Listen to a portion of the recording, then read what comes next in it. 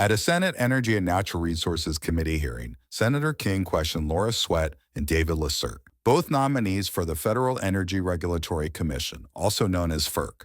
The discussion covered a range of pressing issues, including rising electricity demand and the overall state of the nation's power grid. Let's talk about the central reality that we're facing today, which has been mentioned several times, and that is the incredible increase of demand of electricity. The chairman in the last hearing that we had indicated some data that we're looking at 2% a year increase in demand. Over 10 years compounded, that's a 30%. That's a staggering increase. The question is, there are two issues. One is the power availability, and the second is time. How soon can it come? Ms. Swett, what's the cheapest form of electricity generation today in the country? Thank you for the question, Senator. I have not looked into that issue, but I am happy to look into it and answer any questions. Well, I'll help you. It's wind and solar by a mile, by a factor of 2. The fellow who left here under difficult circumstances actually was correct. The cheapest form of energy today are wind and solar by a long shot.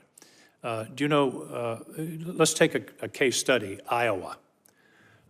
Any idea how much wind power supplies to the economy of the electricity supply of Iowa? No, sir, I don't know those specific numbers. 60%. Iowa is the 15th lowest electricity cost in the country, and in the past year, as we've already learned, average electricity prices across the country have gone up between 6 and 10%. In Iowa, it's actually gone down 0.5%. The point is, you both have talked about being agnostic. I hope you'll hold to that, because we can't ignore the reality around us that this administration is extremely hostile, and that's a mild term, to renewable energy. And yet, and the second point, as I talked about price, is speed. There's no question that wind and solar are the quickest to deploy. Senator Heinrich mentioned if you wanted a new gas turbine plant today, it would be about 7 years between permitting and the fact that there's a 5-year wait time for a turbine. A major solar project can go online in a year and a half.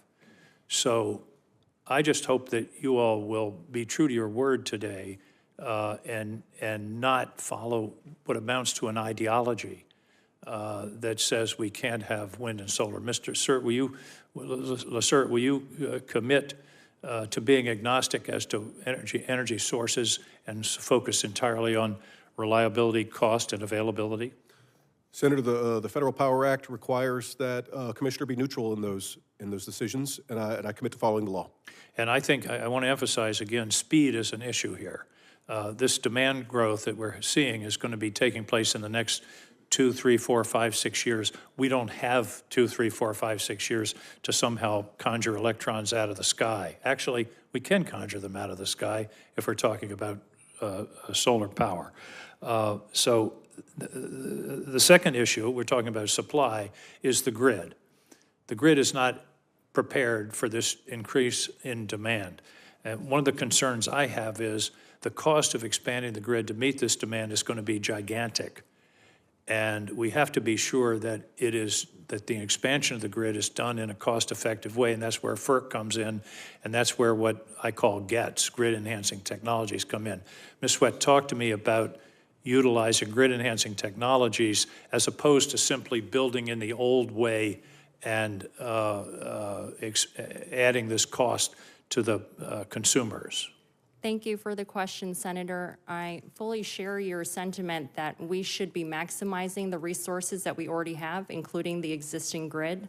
And as someone who has represented transmission owners in the past, I understand the technology behind that and the potential benefits that can be realized from GETS. But you also understand, if you've done that kind of representation, that it's the incentive to the transmission owner is to build, not do the low-cost, no-cost improvements. And therefore, I think FERC has to think about how do we incentivize the adoption of these technologies, because letting the market play as it normally would, where the transmission owner has the incentive to actually build rather than make the grid more efficient. So I hope you'll bear that in mind.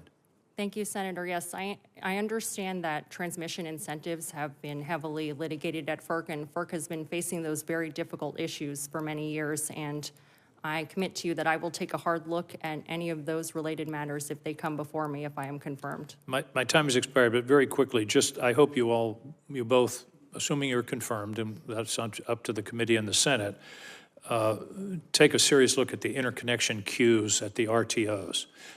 Remember we talked about time. The average wait in many RTOs around the country is 5 years, and that is unacceptable. And some of the RTOs are now talking about using AI in the analysis, the engineering analysis for interconnection. I think that's got to be part of the solution.